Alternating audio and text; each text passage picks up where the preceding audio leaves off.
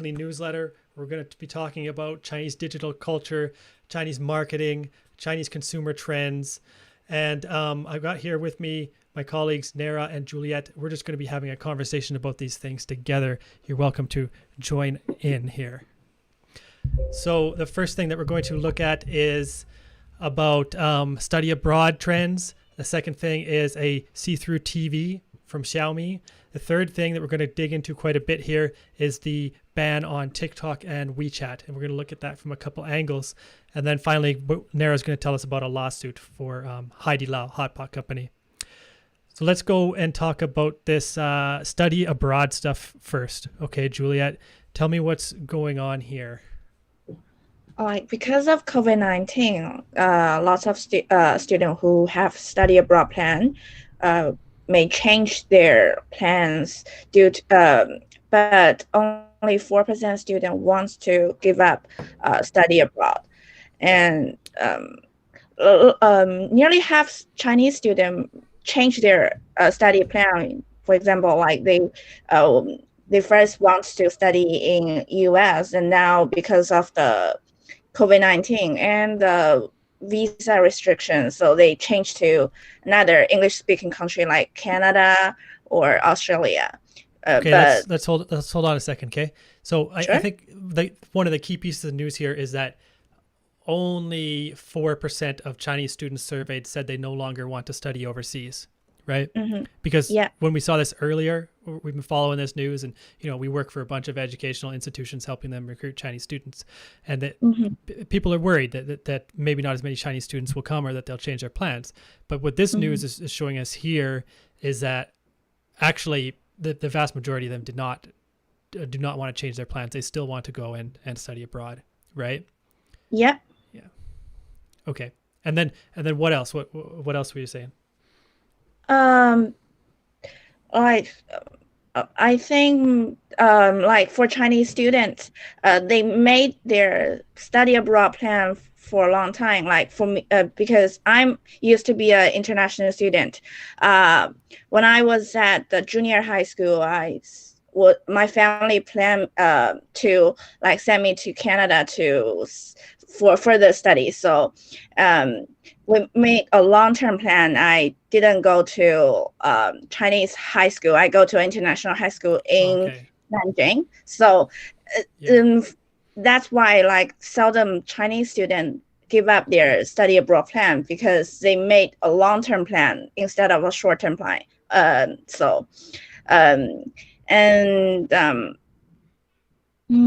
Okay, so I get what you're saying there. You're saying that they've planned this for a long time, so it's not going to change they're not going to change their plan right away. They're not going to change their plan easily, even because of a pandemic or something, right? They've wanted to do it, and they're going to do it still.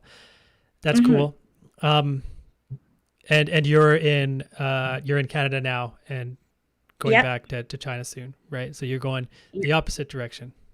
Yeah, and also like because of COVID-19, like lots of school provide online tutoring class, and they change their like teaching versions into online. So like for those who wants to study abroad or already study abroad, they can have online class in China, so instead of go to the countries. That's why like students won't give up their plan.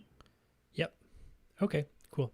Yeah, I was in Nanjing originally during another outbreak that was SARS. Do you remember SARS? You know it? Yeah, I know. Yeah. Okay. When I first went to China, the SARS happened, and then the people that sent us from the university here in Canada, they wanted to get us back to China right away, and they changed some plane tickets for me and a bunch of people, and then everybody else went back to Canada, but I stayed in China. So that's another example of somebody who doesn't want to change their plans just due to a viral outbreak, right? Yeah. Hey Nara, you dropped for a second, and you're back, right? Nope. I'm trying to. Oh, you're back? Hello. Hi. Nara, let's talk about that that Xiaomi TV. It's a see-through or transparent TV that you were going to share, right?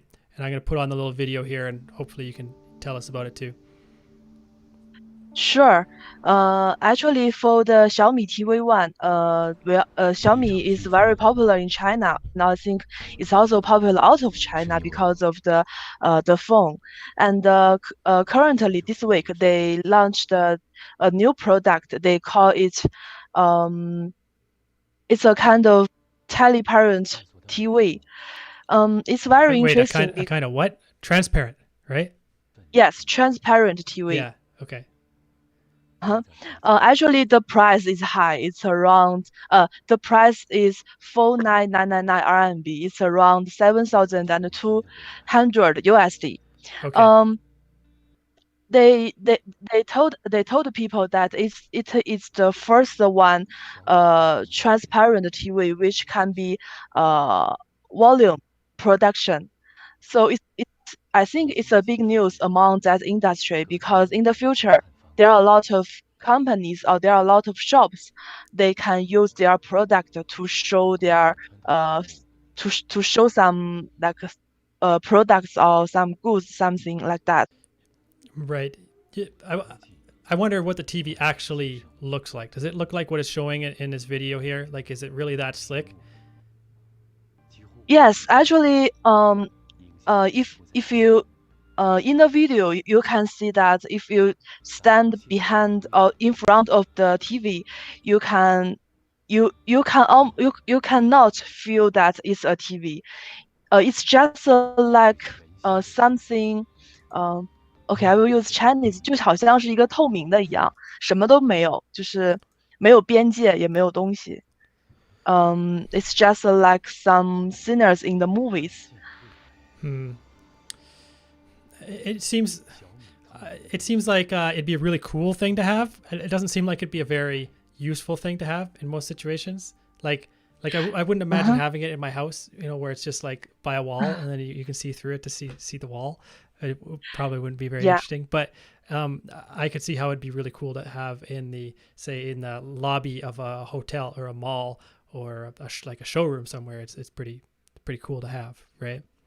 Yeah, correct. We can imagine that if we go to a shopping mall and there are lots of shops, especially for those clothes shops, you can just stand behind the TV and your friends can they can see how the clothes looks like on the TV. So I think that's a really interesting product and it's a new Okay. technical. Mm-hmm. Okay. So that'd just be like a faster way to check out what different types of clothes would look like on you? Yes, that's my opinion about how to use this kind of Right. TV. Yeah. Okay. Yeah, that's cool. All right, something catchy. All right. Well, let's move on here. Let's talk about this WeChat and TikTok thing, this ban that's going on. That's going to be, I think, the biggest news, and it's what some clients have been asking us about lately, right? And just to sum up what's going on, Trump, he said that he's banning TikTok and WeChat. There's some discussion about what that means exactly or how it would be implemented, right? Because when they mentioned that at the same time, they were mentioning that they're trying to clean up the app stores and clean up the network and clean up the underseas cables and everything. They're trying to clean the American internet. It's kind of funny announcements to come out. To me, they sound like something that would come out of China, right? Even China 10 years ago. For now, because now their networks are already very harmonious, right?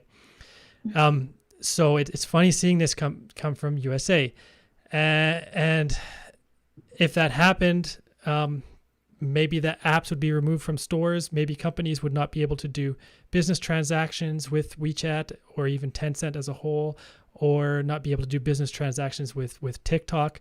So it's just, there's a lot in the air, and their stock prices have been going up and down. Let's take a look at a couple things here. I think take a look at Instagram, the question of Apple, how Tencent is doing, and then the effect on American companies, which will be one of the most important things. Yeah. Hold on. I'm just going to grab my phone here. So I'm gonna open up Instagram. Okay.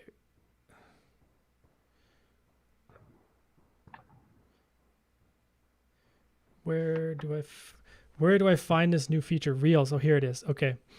So this Mm-hmm. is Instagram Reels. I mean, Instagram sees an opportunity here. Maybe TikTok's going to be banned in USA, or it's not going to exist anymore, or maybe people just have less faith in it. Maybe its users aren't sure what's going to happen, so they're looking for Mm-hmm. another option. And it's a good time for Instagram to come out with this, which looks a lot like TikTok, a lot like Douyin, Mm-hmm. right? Mhm. I mean, what do you think? But I think it will not affect because Instagram is still their main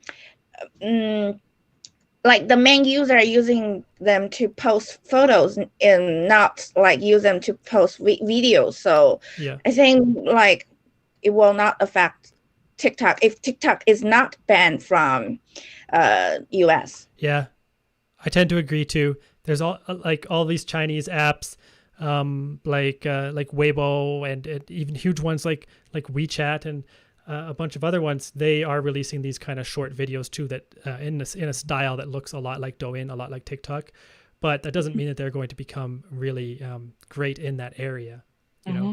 Mm-hmm. But I hey, actually I maybe it'll want work. to. Uh-huh. I want to share my opinions about this new product, Reels. I think that's interesting because in the past, usually we can see that the Chinese apps they will copy some good products from I mean from America, from out of China.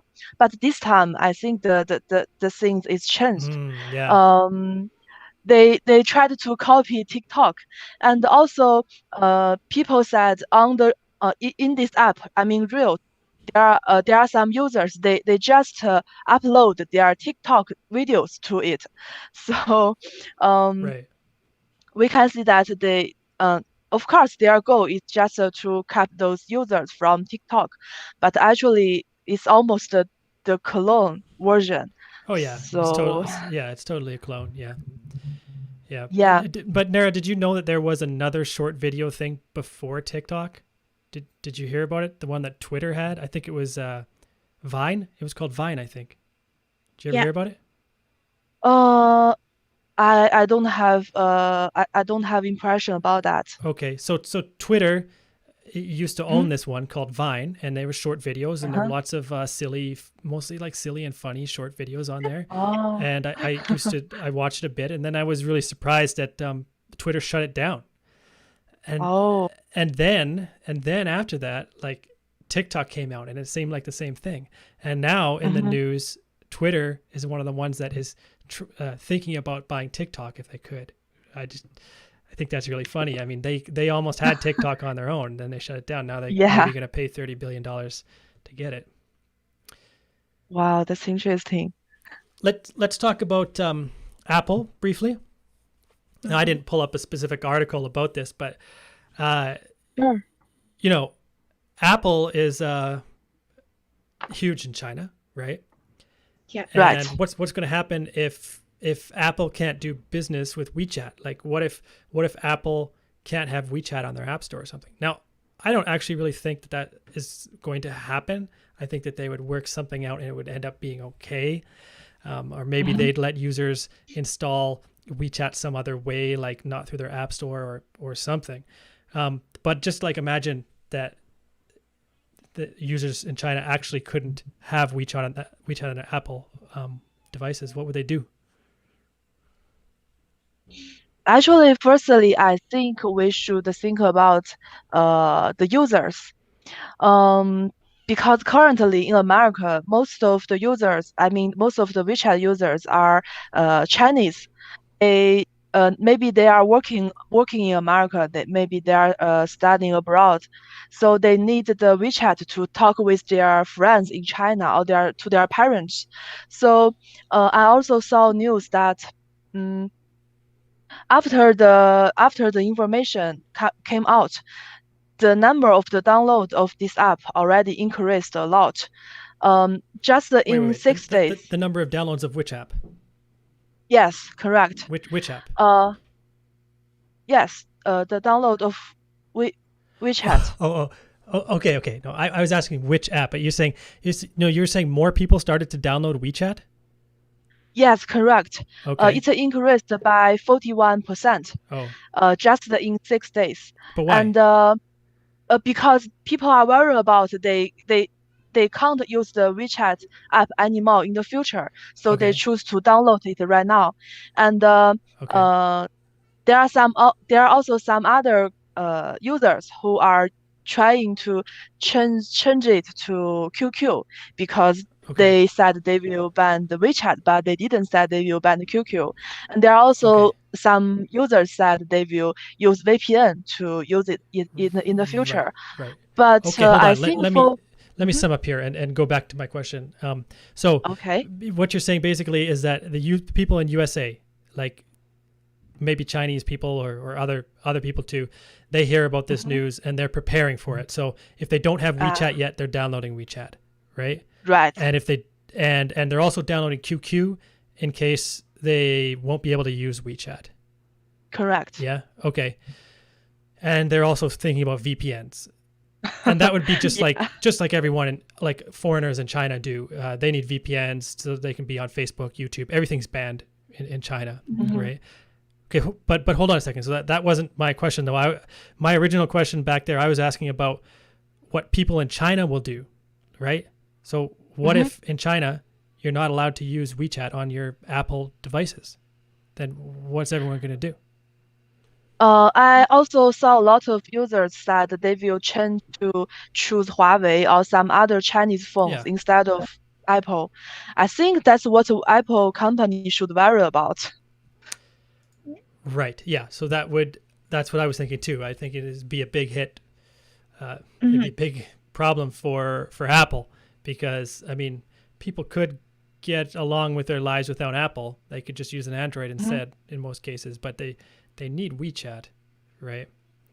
Yes, correct.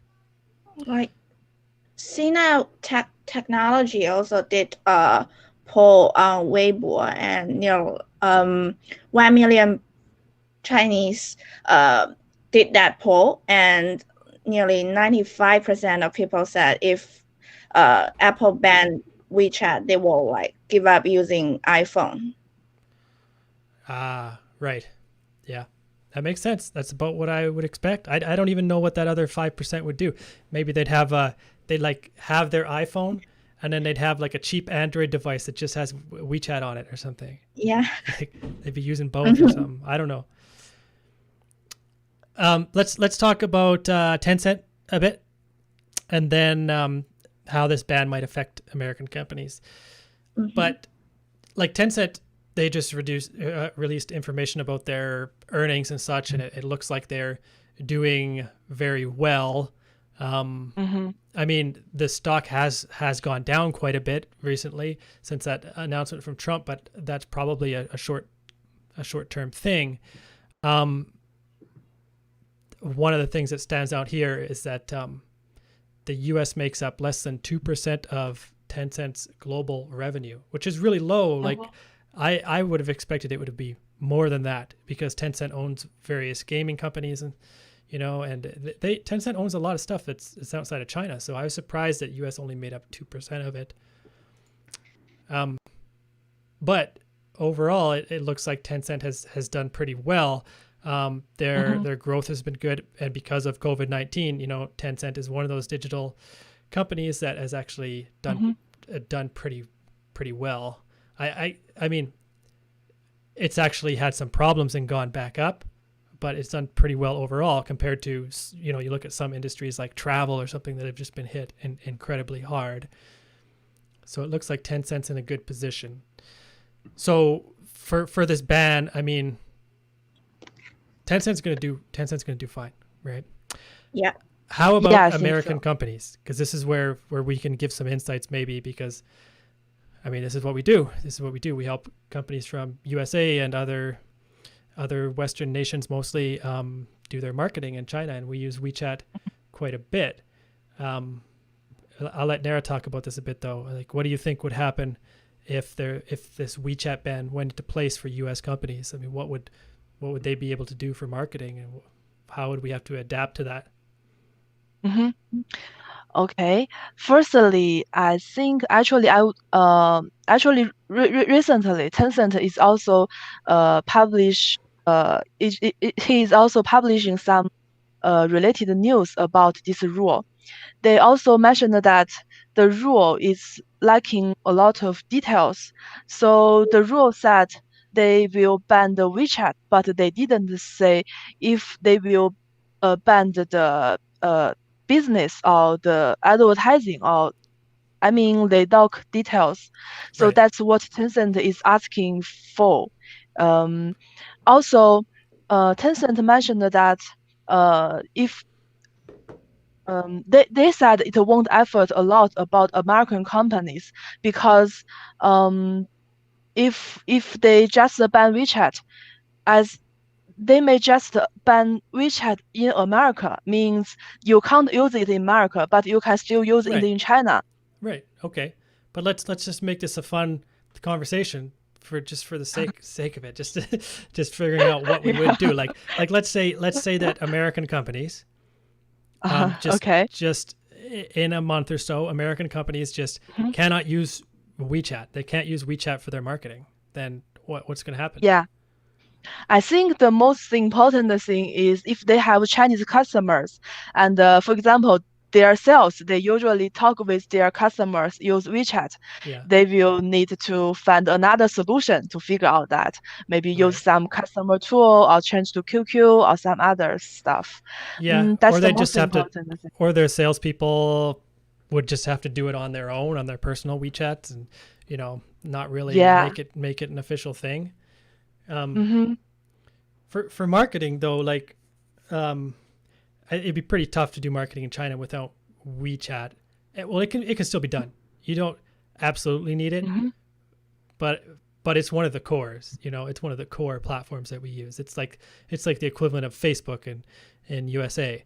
So like, Mm-hmm. yeah, if a Chinese company couldn't use Facebook in USA, they could still use Google and YouTube and a whole bunch of other platforms, but they would be at a disadvantage compared to other companies, right? Mhm. And same Right, thing right. for US. If a US company has a competitor in Europe, and that competitor can use WeChat, and the American company Uh-huh. can't, they're at a disadvantage. But they could still use all the other platforms out there. They could still do their content marketing related to Baidu. They could still use Douyin, I think. They could still Yeah, use of Weibo course. and other social platforms, and it would be possible. Um, it'd be really bad in a situation where, imagine an American company invested a ton of money in WeChat, and then Mm-hmm. they really built up their following and made that the core pillar of their whole campaign. And then if they weren't allowed to use that after, that would be pretty bad, I guess. Yeah. Yeah. Actually, I'm also considering the WeChat official accounts. Actually, that's the most important product of WeChat Hmm. that a lot of American companies are using. Right. Actually, because we don't know the details yet, but we can imagine that there are some solution about it. If they ban the WeChat official account, but American companies they can still set up WeChat accounts using other companies' business Yeah. license, so that Yeah. won't be a big problem. Right. Yeah. It would. There's a good chance that if there was some type of ban, it would be something that we would be able to find a way to get around. Such as Yeah, by using our Chinese business or Canadian business or something. Right. There would be something that we yeah, could of do course. to get around it. Probably. I hope so. Hmm. Well, let's move on to the last one. This is kind of just a little bit of a funny or weird one. Um, you sent this news to me, right, Nara? It's about some Yes. trademark thing with Haidilao hot pot restaurant. Yes, the hot pot restaurant. This is my favorite newsletter. We can talk about it. I think you have ever gone to that restaurant to eat hot pot. Um, uh, Also, I think we can firstly explain the name. Haidilao is the meaning of the name is salvage from the bottom of the sea. And Yeah, it's very right. Hold on. famous in China. Let me Okay, let me you can explain the name explain. a bit, right, so people can understand Mm-hmm. this. But Haidilao, so Hai is sea and Di is bottom, and Lao is Yeah, like to bottom. Nara said salvage, but I'm thinking like scoop, to like scoop something up, right? So it's related to this hot pot where you, if people don't know what hot pot is, it's like you get all these ingredients and then you put it right Mm-hmm. into the pot and it boils right there in front of them, right? Mhm. So it's like you can scoop something out of there. So Haidilao reminds them of scooping stuff out of the sea. Go ahead. Yeah, and it's very popular. It's very hot, not only in China. In China, it already has around 600 restaurants, but also out of China, they also have restaurants in Singapore, Tokyo, and other countries. Oh, People are crazy about it. But this week, it happened to be a hot topic again. But it's not because of uh, the taste or some other stuff. It's because um, it was rejected for the trademark infringement. right. Um, Okay. well, they found another restaurant named Hedilao. Mhm. He means river. I think Yeah. maybe it can also help to Yeah. Yeah. uh So Hedilao sounds a lot like Haidilao, right? Um, yeah. and it's also a body of water, so it does seem pretty similar. It's just instead of scooping out of the sea, they're scooping out of a river, and Mhm. that's what that other restaurant called themselves, is Hoodie Lao, right? Mhm. Yes. Okay. And that's interesting because the court rejected them.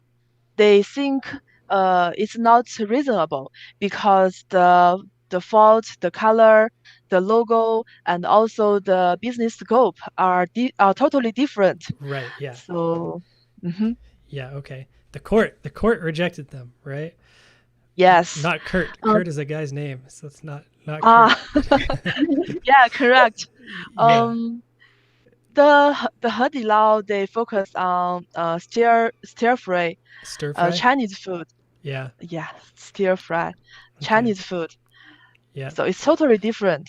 I would And imagine that kind of trademark dispute in USA or Canada or some other places. I imagine that Heidi Lau would have mhm. won it. So it's kind of surprising that they didn't win it in China. I mean, it's surprising to me, anyways. Actually, in the past, Haidilao also sued other companies like 天天 Haidilao, Hmm. also 海底捞. I mean, there are a lot of other companies that use the similar names, but at that time, Haidilao success. Just for the 海底捞 one, they failed. Oh, okay, okay. Well, that's funny. Yeah. So I just want to say, the trademark is very useful because if you want to be a popular brand in the future, there must be a lot of other companies who want Yeah. to steal your brand and your Right. customers. So you should have a trademark. But if you want to suit other companies, you must be careful. Right. Yeah. Yeah. Mhm. All right. Okay. Well, let's sum this stuff up and put it in the newsletter. We're going to wrap this up here, folks. I hope that you maybe enjoyed this format. Let us know what you think, if this has potential or not. If it does have potential, we're going to get a little bit better at it every week, a little bit get better at explaining things and picking the topics and doing this kind of video presentation. I even had to do 2 takes this time today because the first take, my computer wasn't talking well to YouTube and it just wasn't working out. But yeah, also subscribe if you want, and I'll see you later.